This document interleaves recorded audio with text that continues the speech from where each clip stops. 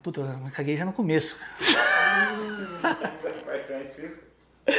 É que não sei se eu falo, tipo, pô, aqui meu nome é Luiz, pá, não sei o quê. Fala galera, beleza? Tudo tranquilo com vocês? Espero que todo mundo esteja muito bem. Meu nome é Luiz, sou professor de História, mestrando em História agora. E esse aqui é um canal que eu criei, onde eu busco externar as minhas opiniões sobre os mais diversos assuntos, né? Desde o campo político, o campo social, cultural, esporte, filme, série, música. Enfim, tudo que eu senti a necessidade de falar.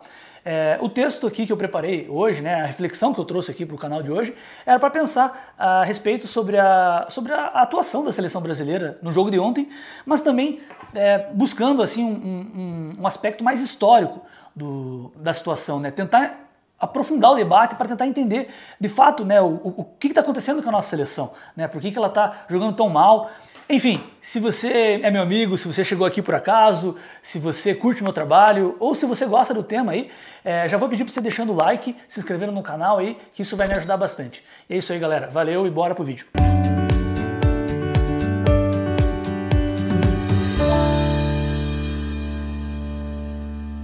Então, para começar, eu acho que se o problema fosse só o Dorival, a gente estaria dentro de uma perspectiva um pouco melhor. Porém, como quase tudo na vida, na verdade, ainda mais tratando do Brasil e do que a gente está falando aqui, que é a Confederação Brasileira de Futebol, né, a CBF, o buraco é muito mais embaixo, né? E por que eu estou dizendo isso? Primeiro porque a CBF, a gente sabe que ela é uma zona. De certa forma, eu gosto de pensar que a gente está pagando o preço de não ter se preparado de uma maneira correta, de uma maneira mais séria, após o final da Copa de 2022, né, na Copa do Catar. Então, logo após a demissão do técnico Tite, né, a gente ficou esperando um técnico estrangeiro, que na teoria ele era o plano A, né, mas que ficou bem claro que ele não viria, né. Eu tô falando do Carlo Ancelotti, né, o técnico do Real Madrid. Depois a gente insistiu num técnico que não tinha muita experiência no futebol profissional, o Ramon Dias, e um técnico que não tinha muita experiência profissional, como que ele vai lidar com o fato de assumir a seleção brasileira, né? A seleção 5 vezes campeã do mundo, né? E carregada de uma pressão enorme que já tem muito tempo. Então, depois disso, a gente insistiu em contratar um outro técnico que ele já tinha um vínculo de trabalho com outro clube. No caso, o Fernando Diniz, ele trabalhava no Fluminense. Então, qual é a chance de um cara que está trabalhando em um outro time, né, no Fluminense, comandar o seu clube e a seleção brasileira juntos? Então, era visto que isso não daria certo, né? Então, bem no fim, a gente acabou ficando com um plano D, de certa forma, né? A gente tentou Ancelotti, a gente tentou Ramon Dias, a gente tentou Diniz e agora estamos tentando o Dorival. E aí eu me pergunto, o Dorival é ruim? Claro que não. Ele tem excelentes trabalhos e passagens vitoriosas por outros clubes? Sim, de fato, conquistou muita coisa. A culpa da seleção brasileira, dessa fase horrível, é somente dele? Com certeza não é. E eu falo sobre esse contexto só para a gente ter uma base, né, e uma ideia de que a própria chegada dele já é problemática. E quando eu digo a chegada dele, não é da figura do Dorival em si, mas de todo o contexto que envolve a chegada dele. Então, somado a essa situação, a gente tem um lado emocional e psicológico dos atletas da seleção brasileira, que está totalmente fragilizado. Ou seja, né, das pressões que eles sofrem diariamente. A gente já cansou de ver, quem acompanha mais a fundo, de ver entrevistas, depoimentos, cortes de conversas em que os jogadores da seleção brasileira demonstram essa pressão de estarem urgentemente precisando provar um bom futebol. Principalmente os mais novos, né, que é basicamente o núcleo atual desse time, né, que é um time muito jovem. Aí você pode falar, mas são todos ricos, mas eles não querem estar ali, eles não estão nem aí para a seleção brasileira. Para mim isso é balela, para mim isso é um papo furado que não cola. Eles não ganham para estar ali na seleção. Geralmente eles deixam de tirar férias ou de tirar as folgas que eles têm para estar ali na seleção. Você pode até pesquisar, você pode dar um Google em qualquer lugar aí e você vai assistir declarações, né, depoimentos desses atletas e você vai ver que quase todos os atletas que defendem as suas seleções, não só o Brasil, eles comentam sobre o quão emocionante e o quão privilegiado eles se sentem ao representarem os seus países, né, seja em amistosos, seja em competições internacionais. Então eu creio que de verdade, que esse não é o principal problema, né, que eu acho que essa suposta falta de vontade que muitos pregam não é o problema da seleção. O problema é falta de talento? Será que é falta de talento que é o problema? A gente já teve em outros momentos, né, em épocas passadas, outros nomes assim tão bons quanto os atuais e com certeza até melhores. Mas a seleção atual é ruim? Ela é ruim tecnicamente? Falta qualidade? Eu acho que não. A gente tem um forte candidato à bola de ouro, né? No Real Madrid, o Vinícius Júnior. A gente tem 3 titulares do Real Madrid, o Vinícius, o Rodrigo e o Éder Militão.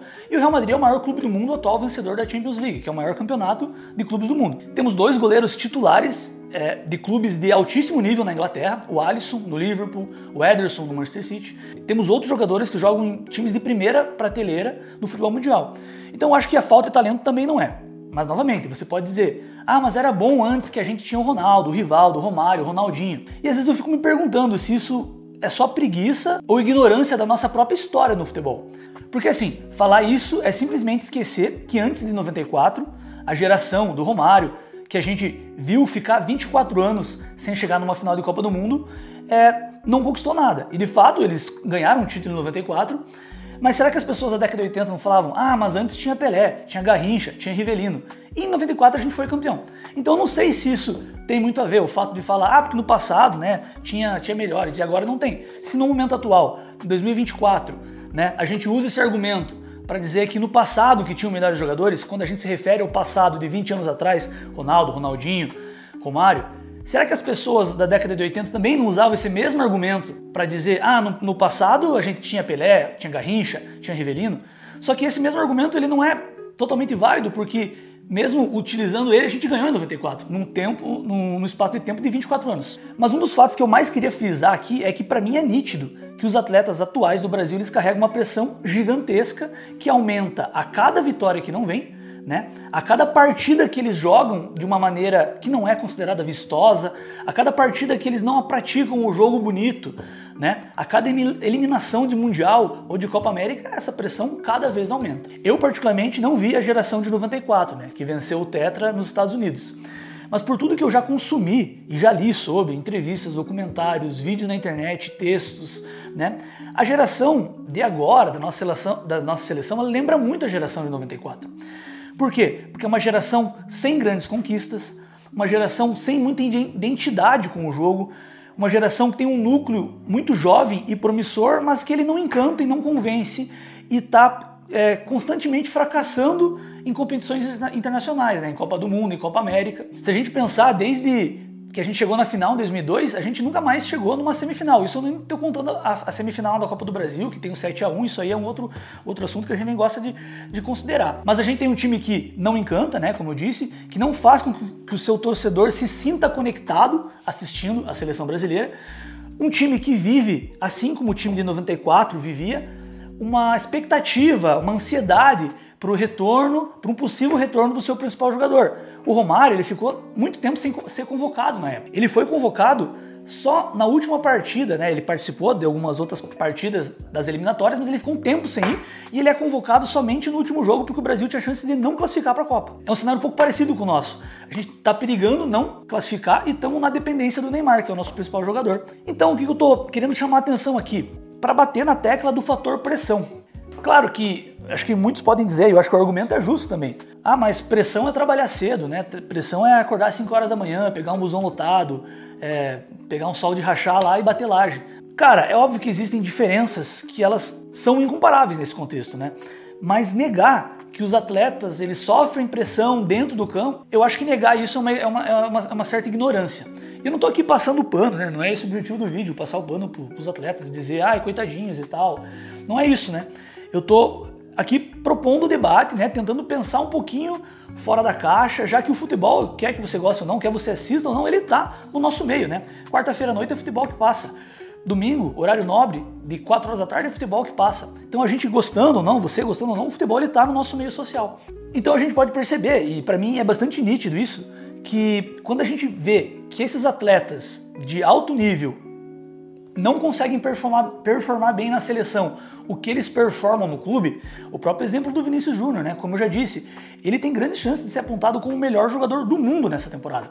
Ele é titular absoluto do Real Madrid. Real Madrid é um dos maiores clubes do mundo, se não for o maior, né? Acho que essa é uma discussão que ela tá bem definida já, que ele é o maior time do mundo.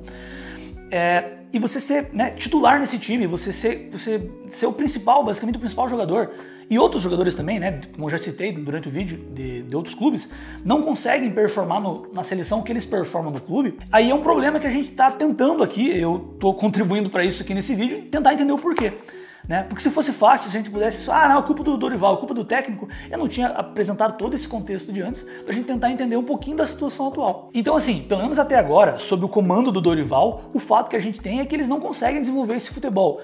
Um futebol sem pressão, um futebol leve, um futebol que jogue tranquilo. E todos esses pontos que eu tô falando durante o vídeo inteiro, desde a bagunça, né, da escolha do técnico, da demora em definir um técnico, desse histórico de pressão que eu já tenho falado aí, eu acho que tudo isso afeta no desenvolvimento dos atletas, né? A gente tem uma pressão atual gigantesca, uma pressão histórica, né, que vem de anos, né, por toda a bagagem que carrega você usar a camisa da seleção brasileira, 5 vezes campeã do mundo, junto de uma bagunça, né, de uma zona para você escolher um técnico que custou, para isso, nos custou muito tempo e muito preparo, muita energia, muito trabalho. E dentro disso tudo existe uma cobrança por parte da população e da mídia, de forma geral, por uma exibição de um jogo mais bonito, que conecte, que lembre, né, as seleções vencedoras de décadas passadas. E isso era uma das coisas mais pedidas pelo povo e pela mídia com relação ao time do Tite, que, segundo essas pessoas, né, era um time que não tinha esse jogo brasileiro, não tinha essa firula, esses dribles, né, essa genialidade do brasileiro, que de fato está no nosso DNA, né? Como dizem, tá na nossa brasilidade, é o nosso samba, a nossa identidade, a nossa habilidade de ir pra cima, de driblar aqui, de dar um passe a mais, porque isso é o Brasil, né? É o que falo, aqui é Brasil, sempre esse argumento, né? Porém, mesmo com o trabalho do Tite, que você pode não gostar, né? Mesmo o trabalho do Tite, ele tinha sim variações de jogada, ele tinha jogadas ensaiadas, ele tinha um propósito, ele tinha uma certa identidade de jogo. Novamente, você pode não gostar do estilo de trabalho do Tite, mas que ele tinha sim um propósito, um objetivo, algo que ele repetia nos treinos e cobrava no campo, isso era verdade. Porém, mesmo com isso, a gente não venceu os 2 últimos mundiais. Na verdade, a gente teve 2 eliminações traumáticas nas quartas de finais e sequer chegou à semifinal. Só que aí a gente sempre escolhe algo fácil para culpar, né? E dessa vez, na minha visão, a culpa atribuída foi ao fato do Tite, né, da geração Tite, né, dos times que ele montou, não jogar, não praticar esse futebol bonito, né? Não ter na essência esse DNA brasileiro. Por mais que tenha um trabalho, por mais que a gente tenha sido líder das eliminatórias, por mais que a gente tenha, né, tirando a Copa do Mundo, feito um trabalho de fato bom. E o que aconteceu de fato foi que o Tite foi eliminado, né? Foi demitido após a Copa de 22. E na minha opinião, com razão, né? Eu não tô aqui defendendo o trabalho do Tite nas últimas 2 Copas do Mundo. E de fato, eu não nego isso, que o jogo bonito conecta o futebol com o povo, de certa forma. Com o povo, né, com aquele cara que está assistindo no sofá, né, que liga a TV numa terça, numa quarta, numa sexta-feira à noite, nem que seja, sei lá, um dia depois de trabalho ali, para assistir a seleção brasileira jogar, né? Ele quer ver o show, né? É isso que o povo quer, é isso que o pai dele falou, né, que ele assistia, é isso que o vô dele falou que ele assistia. Então a gente, né, assim, quem diz isso tem razão, né? A gente sempre foi assim, né? Tá de fato no nosso DNA. A gente pode puxar inúmeros craques, né? Pelé, Garrincha, Ronaldo, Romário, Zico, Ronaldinho, Neymar, enfim. Então, essa questão, ela tem sentido. Mas por que eu tô dizendo isso, né? Que mesmo como o Tite, que tinha uma proposta de jogo mais clara, com estratégias mais definidas, com um jogo mais organizado, com repetição de jogada, a gente não conseguiu bons resultados, a exemplo de chegar em semifinais de Copa do Mundo, né? E a gente também agora tem o Dorival, que segundo ele, segundo a sua proposta, é um jogo mais fluido, um jogo mais livre, um jogo que passa a sensação, né, do jogo bonito, dos atletas terem mais liberdade para alcançar, né, os objetivos dentro do campo. Se com esses mesmos 2 lados aí a gente não está conseguindo chegar aos objetivos, então alguma coisa tem. E não é só o problema do técnico, porque se fosse, como eu disse, né, a gente resolveria isso de uma outra forma. É claro também aqui que envolvem outras questões. Como eu já disse, né, o Dorival ele chegou no meio de um ciclo de Copa do Mundo, né, um ciclo são 4 anos, ele chega na metade, né, na metade do ano passado, com as eliminatórias já em andamento, ele chega e já assume a seleção já para disputar uma Copa América. Tem o ponto também de que as outras seleções elas também estão num nível muito diferente de que 10, 15 anos atrás, né? O futebol evoluiu, os outros times também estão mais preparados, né? Estão melhores fisicamente, tecnicamente. E também tem a conta do azar, né? Porque o Neymar tá machucado, o nosso principal zagueiro, o Éder Militão, tá machucado, outros jogadores também estão contundidos. Enfim, é uma série de problemas que eu tô querendo chamar a atenção. Mas o que eu queria aqui finalizar, né? Apontar, de certa forma, deixar mais claro, é que o problema não é só do técnico. E deixa aqui nos comentários também, né? O que vocês acham a respeito disso, né? Aí eu fico pensando, pô, a gente vai demitir ele para chamar um outro cara agora, nessa altura do campeonato, com 2 anos faltando para a Copa do Mundo, para começar um outro trabalho, com outro técnico, uma outra equipe, um outro sistema de jogo. Detalhe, a gente está nos últimos lugares da eliminatória, né? A gente só está ainda na zona de classificação porque o número de vagas para o próximo Mundial foi ampliado. Por isso que eu digo que às vezes eu entendo o conservadorismo do Dorival, de garantir o resultado, mesmo que o futebol seja feio. Só que quando nem o resultado vem, mesmo jogando feio, aí que o negócio começa a ficar complicado. E aí começo a me perguntar, será que a gente precisa realmente achar outro? Vai chamar quem, né? Na minha opinião, pode vir até o Guardiola, que ele não vai dar jeito aqui no Brasil, cara. Então eu gosto até de uma frase que eu ouvi esses tempos que diz muito sobre a relação dos treinadores aqui no Brasil. Que basicamente quando eles assinam um contrato é só para gastar com multa rescisória. Porque dificilmente o treinador ele vai ficar até o final do contrato. Se perdeu 2 partidas aqui, meu irmão, esquece. A batata tá assando, se fudeu. E é complicado, né? E o foda é que a gente, como torcedor, a gente é burro, a gente fica torcendo, a gente liga ali a TV e fica ali assistindo. Burro no sentido de ficar aqui, né, tentando pensar numa solução para melhores cenários, enquanto lá o presidente da CBF, o senhor Edinaldo Rodrigues, deve estar com certeza numa piscinona bem grande, tomando uma cerveja e fumando um charutão, nem aí. Mas meio que isso é um pouco do que resta pra gente, né, tentar pensar o jogo, o contexto e tudo o que isso envolve. É isso aí então, galera, valeu pra você que ficou até o final do vídeo, valeu pra você que assistiu eu falar aí um monte de groselha na internet. Queria saber de vocês também, o que vocês acham sobre essa situação, né? Se você acha que o trabalho do Dorival é ruim mesmo, ou se você acha que também existem outras questões, que não é só o trabalho dele. Aqui é um espaço que eu gosto, que quando vejo pessoas comentando, quando vejo o feedback da galera.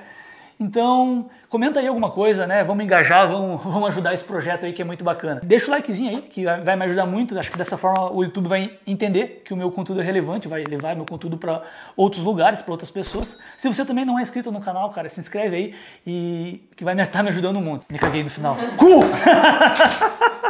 Enfim, se inscreve no canal aí, deixa o likezinho e até o próximo vídeo, galera. Valeu!